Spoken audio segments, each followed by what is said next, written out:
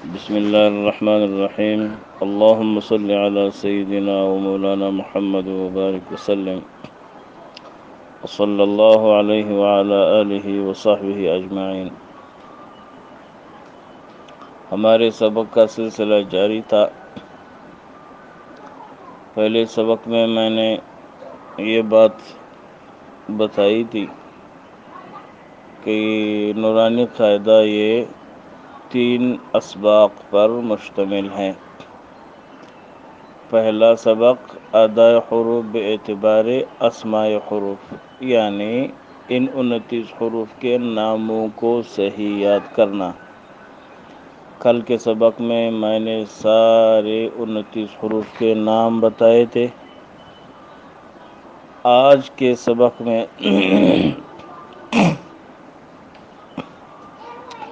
آپ کو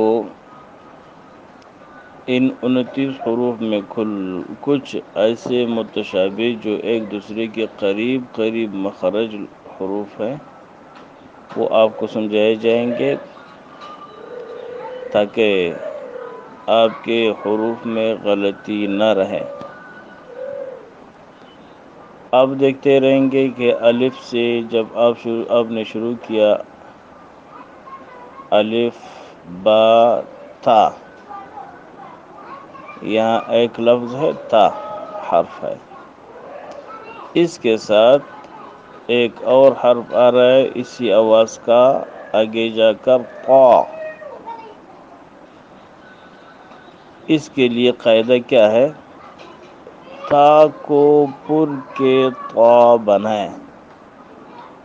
تا کو موٹا کر کے طا بن جاتی ہے. مزید اس میں نہ ہونٹ ہلے جاتے ہیں نہ اس میں کوئی اور تکلف کیا جاتا ہے، بس سیدھا سادہ بات ہے.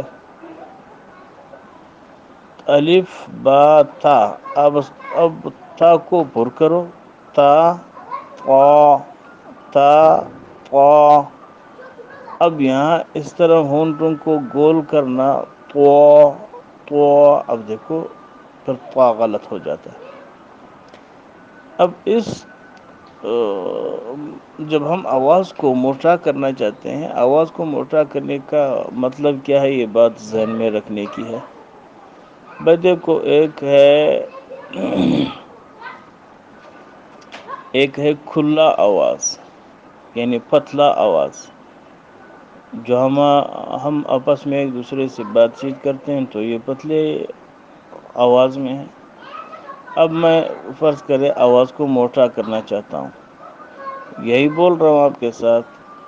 ایک بات ہے، ہم کہتے ہیں زیادہ کہ بابا آیا، بابا آیا.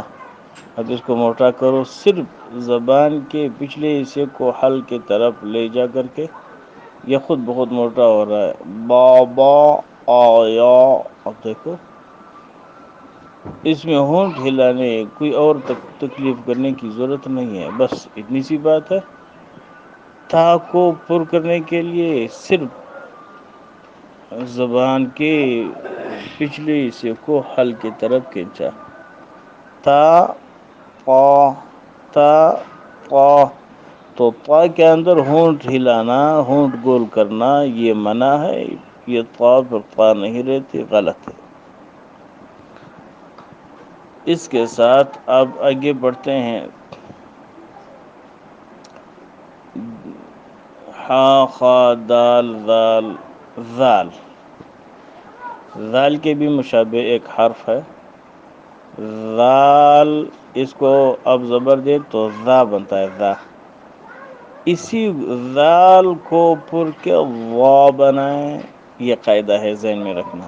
وا کو پر کے ذال کو پر کے وا بنائیں. ذا ذا ذا ذا ذا وا وا وا وا. یہ طا کے بعد جو حرف آ رہا ہے وا، یہ اس سے ہو کے وہ ملتا ہے اور اسی سے بنتا ہے. ایک ہی مخرج کے مشابہ حروف ہے. ذا وا ذا وا ذا وا. ذال کو پر کے وا بنائیں. ذا وا ذا وا، اب اس میں بھی ہونٹ نہیں گول کیے جاتے، نہ کوئی اور تکلف کیا جاتا۔ یہ آپ کا تیسرا سبق، دوسرا سبق مکمل ہو گیا۔ آگے پھر انشاءاللہ تیسرا سبق پڑھیں گے۔ اللہ ہم سب کا حامی و ناصر۔